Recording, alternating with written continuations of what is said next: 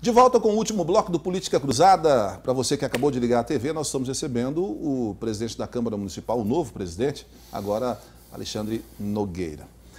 A gente já falou até dessa questão da eleição dele, do posto no cargo, o Adriano Zago volta à condição de vice-presidente e tudo mais. Presidente, aqui na nossa mão, a gente tem... O senhor trouxe para a gente ver e ele disse o seguinte, trouxe para ver, mas vai levar de volta, não vai deixar a cópia. É o projeto... ou o anteprojeto da revisão do regimento interno da Câmara Municipal, está aqui, e o mesmo já cria o Código de Ética da Casa, o tão esperado Código de Ética, que se cobra tanto, né?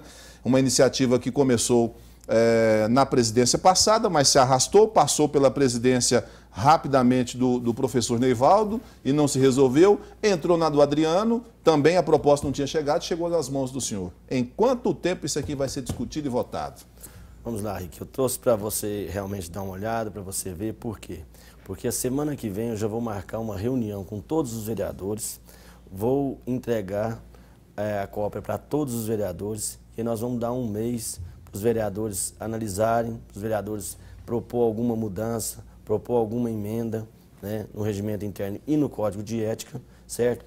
Para que a gente faça uma nova reunião e aí fechamos consenso. Em agosto, nós pretendemos votar o novo regimento e o Código de Ética. Esse aqui vai ser importante se discutir, até eu quero falar com o pessoal que está assistindo. Ô Rick, mas que importância tem esse tão famoso regimento interno e Código de Ética? Primeiro, eu espero até que isso tenha se resolvido, que o regimento vai deixar as coisas mais claras, né? Esse imbróglio todo de faz uma eleição, não faz, o artigo 10 diz uma coisa, o artigo 12 diz outra. Então, isso provavelmente está pacificado, está resolvido aqui, né? E a criação do Código de Ética é porque eu já presenciei algumas cenas na Câmara Municipal em que o vereador extrapola a condição dele de vereador, a condição de imunidade que ele tem, para agredir o colega, para agredir alguém que está na Câmara Municipal. E o Código vai servir para isso. Quer dizer, essas agressões, essas transgressões precisam ser julgadas, como outras também precisam ser julgadas. Por exemplo,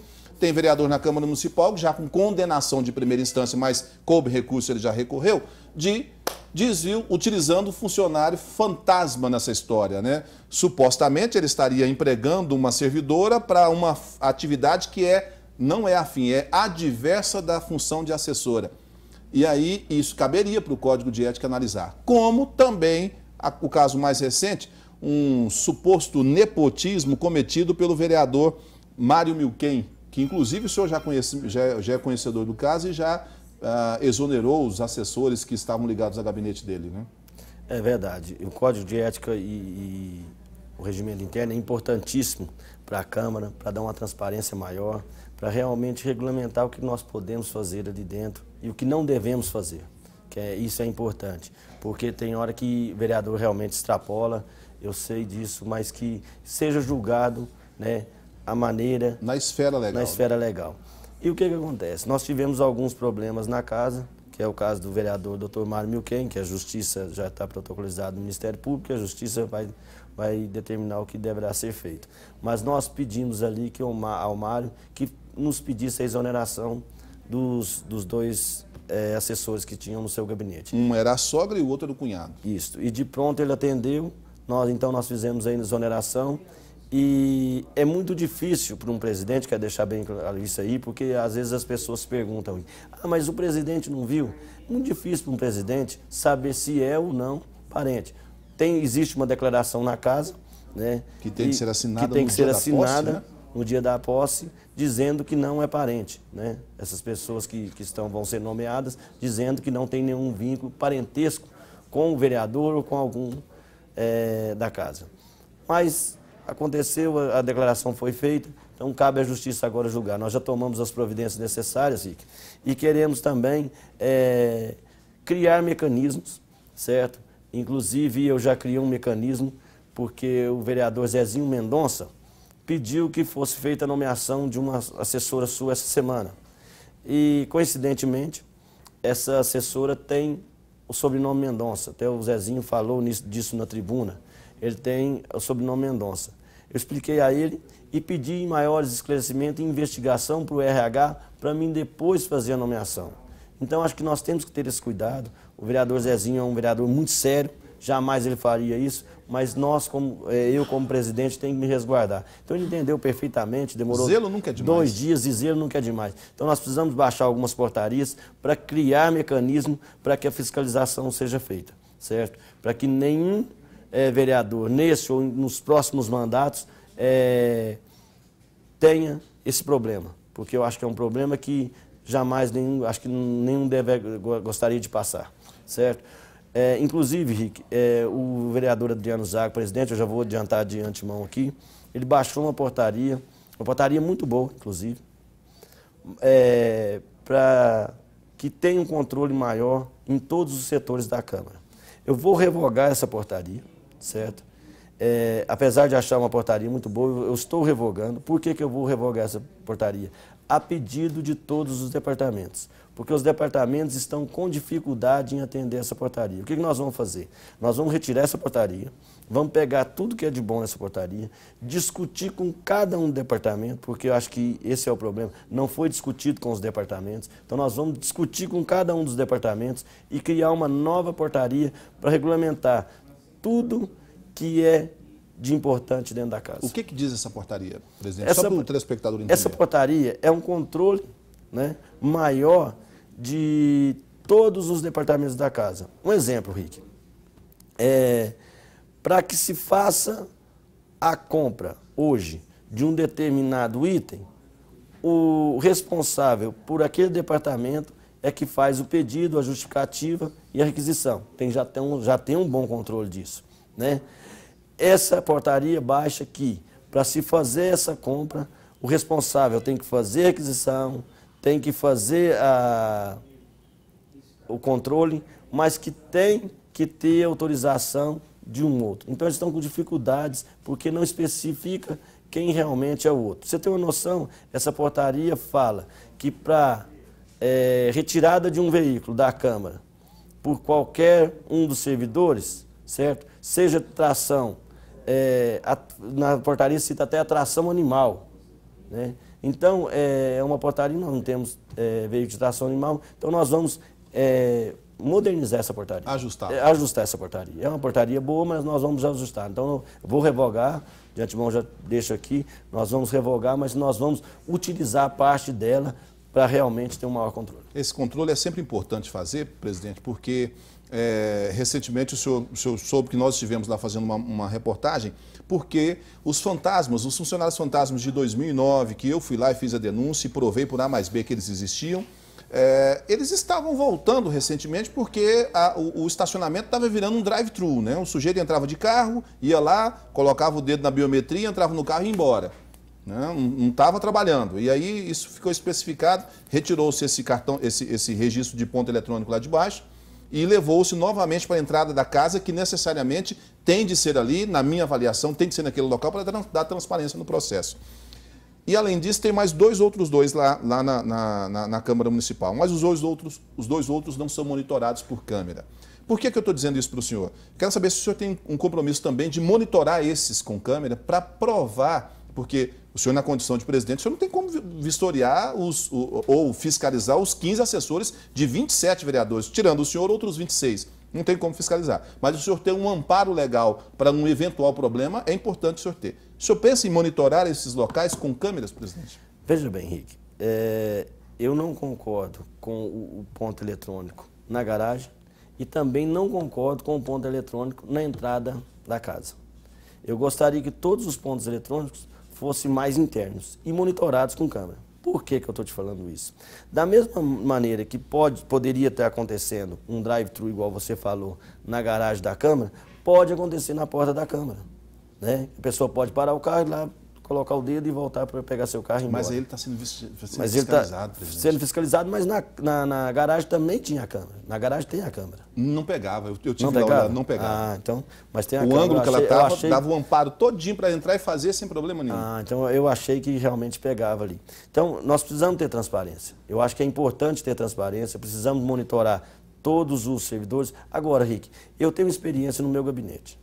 Como que eu faço no meu gabinete? Além dos meus assessores colocar o ponto digital, no meu gabinete, eles têm que ir no meu gabinete, até o meu gabinete, assinar, fazer um resumo das atividades feitas no dia anterior, certo? Porque não tem como ele prever as atividades, se ele tiver como já prever as agendas marcadas, ele faz daquele dia mesmo, certo? Para que a gente, porque lá fora, na rua, no dia a dia, nós não temos como monitorar esse servidor. E tem assessor que realmente tem que fazer o trabalho externo do vereador. Isso é importantíssimo para o vereador.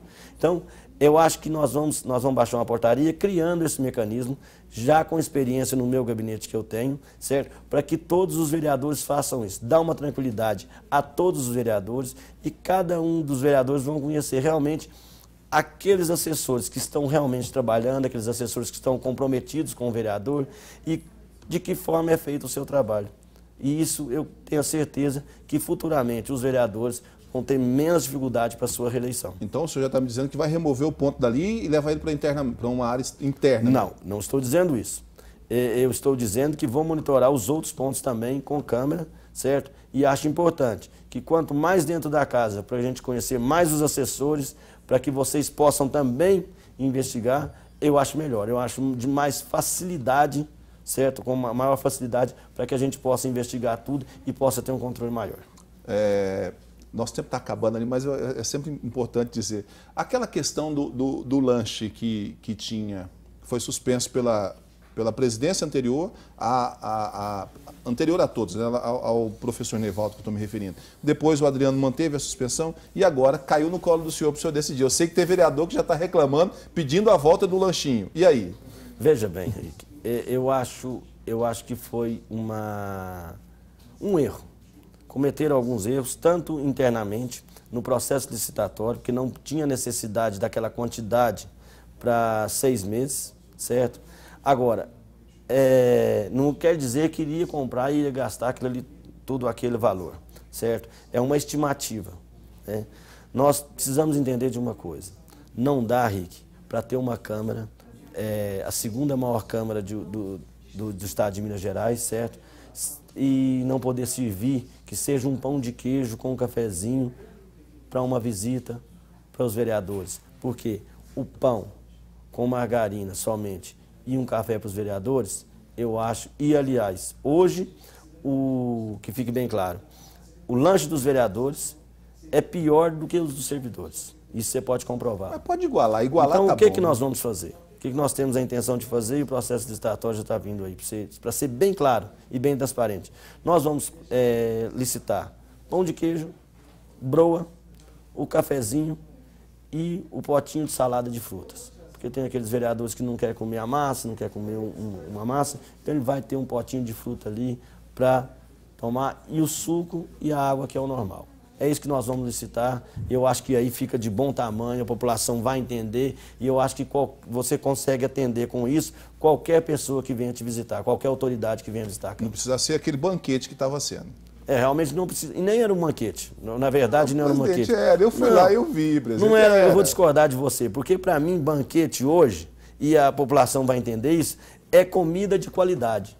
E lá, infelizmente, tinha muitas variedades, concordo com você que não precisava de tantas variedades, certo? Mas uma comida que não tinha qualidade nenhuma, que era fritura, era salgadinho, era pão de queijo. Mas se a gente imaginar que 50% da população de Uberlândia não tem aquilo, tem só o pão com o café e a manteiga, e é essa mesma 50% da população que paga o imposto para sustentar uma Câmara daquela, a gente tem que ponderar. Eu entendo o posicionamento do senhor, o senhor pensa mais ou menos como eu penso, o senhor só discorda no banquete.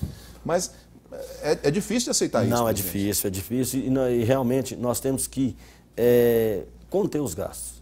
Eu acho que o pão de queijo, uma broa, um café e uma salada de fruta... Eu estou falando para o senhor que ainda vai dar polêmica, o senhor ainda vai enfrentar polêmica. Você vai ver o tanto que nós vamos economizar. Nós vamos economizar. Desde que haja economia, se ficar comprovado, ok, nós vamos economizar. Mas ainda vai dar polêmica, eu tenho certeza disso. Presidente, nosso tempo está acabando. O senhor tem 1 minuto para encerrar a participação do senhor conosco aqui hoje. Rick, mais uma vez eu gostaria de agradecer. Quero tranquilizar aqui a população de Uberlândia. Eu, como novo presidente da Câmara, quero manter os poderes independentes. Acho que a Câmara de Uberlândia merecia isso, Nós precisamos ser independente ao governo executivo, independente do prefeito atual, seu prefeito Gilmar Machado.